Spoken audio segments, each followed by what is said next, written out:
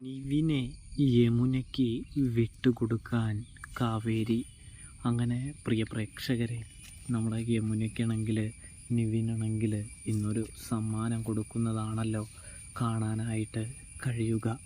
ഇതേ സമയം നമ്മുടെ യമുന പോകുന്ന വഴിയിൽ കൂട്ടുകാരിയാണെങ്കിൽ യമുനയോട് പറയുന്നുണ്ട്, ആ നിവിന് നിന്നെ ഭയങ്കര ഇഷ്ടമെന്ന് തോന്നണേ, തേനുള്ള മാവിലല്ലേ തേൻ കുടിക്കാൻ വരികയുള്ളൂ എന്നൊക്കെ പറഞ്ഞുകൊണ്ട് ഓരോന്ന് പറഞ്ഞ് യമുനയുടെ മനസ്സിൽ നിവിനോടുള്ള പ്രണയം ഉണർത്തുകയാണ്.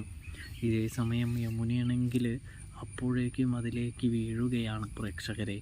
സത്യം പറഞ്ഞാൽ വിശാലുമായിട്ട് ഇപ്പോൾ ഒന്ന് തകർന്നേ ഉള്ളൂ, അപ്പോഴേക്കും യമുന അടുത്ത ഒരു ഇഷ്ടത്തിലേക്ക് കടക്കുകയാണ് എന്ന് കാണാനായിട്ട് കഴിയുന്നുണ്ട്. അങ്ങനെ വീട്ടിലേക്ക് കൊണ്ടുപോയി സാരിയൊക്കെ ദേഹത്തൊക്കെ വെച്ച് അതിൻ്റെ ഭംഗി ആസ്വദിച്ച് നിൽക്കുകയാണ്. ഇതേ സമയമാണെങ്കിൽ നമ്മുടെ ഗംഗ അവിടേക്ക് കടന്നു വരുന്നുണ്ട്.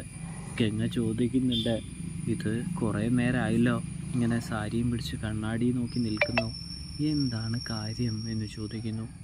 അപ്പോൾ നടന്ന സംഭവ വികാസങ്ങളൊക്കെ നമ്മുടെ യമുന ഗംഗയോട് പറയുകയാണ്. അതായത്, ചേച്ചി സത്യം പറഞ്ഞു കഴിഞ്ഞാൽ എനിക്ക് നിവി ചേട്ടൻ തന്നതാണെന്നും അതിൻ്റെ ഭംഗി ആസ്വദിച്ച് നിൽക്കുകയാണെന്നും എനിക്ക് നിവിനേട്ടനെ ഇഷ്ടമാണെന്ന് തോന്നുന്നേ എന്നും പറയുന്നൊരു കാഴ്ച കാണാൻ കഴിയുന്നുണ്ട്, സാധിക്കുന്നുണ്ട്. ഇതേ സമയമാണെങ്കിൽ നമ്മുടെ കാവേരി അത് കേട്ടുകൊണ്ട് വരുന്നുണ്ട്. ഈ സമ്മാനം ശാശ്വതമല്ലെന്നും നീ ഇത് തിരികെ കൊടുക്കണം, അതാണ് ശരിയെന്നും പറഞ്ഞ് കാവേരി പറയുമ്പോൾ പെട്ടെന്ന് തന്നെ കാവേരിയുടെ കയ്യിൽ നിന്നും ആ സാരി തട്ടിപ്പറിച്ചിട്ട്, ചേച്ചിയുടെ കാര്യം നോക്കിയാൽ മതി, എൻ്റെ കാര്യം ഞാൻ നോക്കിക്കോളാമെന്ന് പറയുന്നു.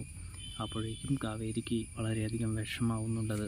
കാവേരി പറയുന്നുണ്ട്, നിങ്ങൾക്ക് എല്ലാവർക്കും വേണ്ടിയല്ലേ ഞാനിതുവരെ ചെയ്തിട്ടുള്ളൂ, ജീവിച്ചിട്ടുള്ളൂ, നിങ്ങൾക്ക് എല്ലാം വിട്ടു തന്നിട്ടല്ലേ ഉള്ളൂ എന്ന് പറഞ്ഞ് പൊട്ടിക്കരയുന്നൊരു കാഴ്ച കാണാൻ കഴിയുന്നുണ്ട്, സാധിക്കുന്നുണ്ട്.